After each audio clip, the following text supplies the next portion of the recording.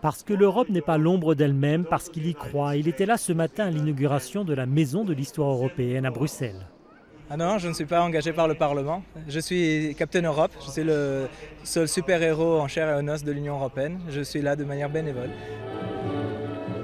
Elle a mis longtemps à se faire, elle a coûté 55 millions d'euros au Parlement européen et elle ouvre alors que le projet est déstabilisé comme jamais il n'a été.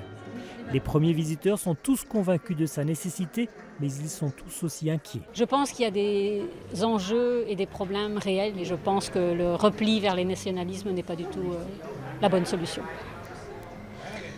Je pense aussi que la première menace pour l'Europe, c'est le fait de ne pas connaître l'histoire européenne. Les pièces ont été collectées dans plus de 300 musées. Ce n'est pas une hagiographie et les institutions de l'UE y sont discrètes. On y rappelle les racines de l'Union, les deux guerres mondiales, la division Est-Ouest.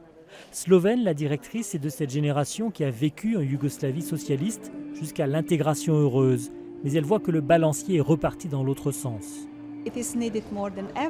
Je pense personnellement que plus que jamais, nous avons besoin d'un lieu comme celui-là.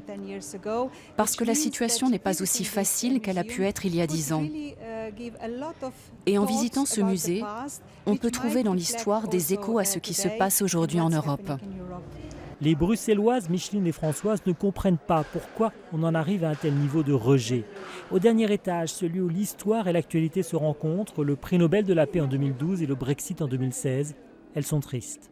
La Grande-Bretagne nous quitte, c'est un petit peu décevant. Oui, mais c'est vrai que passer du prix Nobel à ça, ça fait un choc, c'est vrai.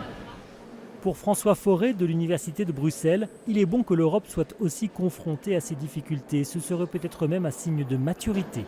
Les citoyens européens prennent conscience que l'intégration européenne a un impact dans leur vie précisément quand elle est mise en danger. Et c'est aussi sans doute une autre leçon de cette exposition. Pour la première fois, on observe que l'intégration européenne n'est pas une destinée acquise. On voit sa fragilité, on voit sa précarité. On revient à l'ordinaire de l'histoire. Et comme dans tout bon musée, la visite se termine à la boutique. Le Brexit n'est pas encore signé, alors on y trouve encore des drapeaux britanniques.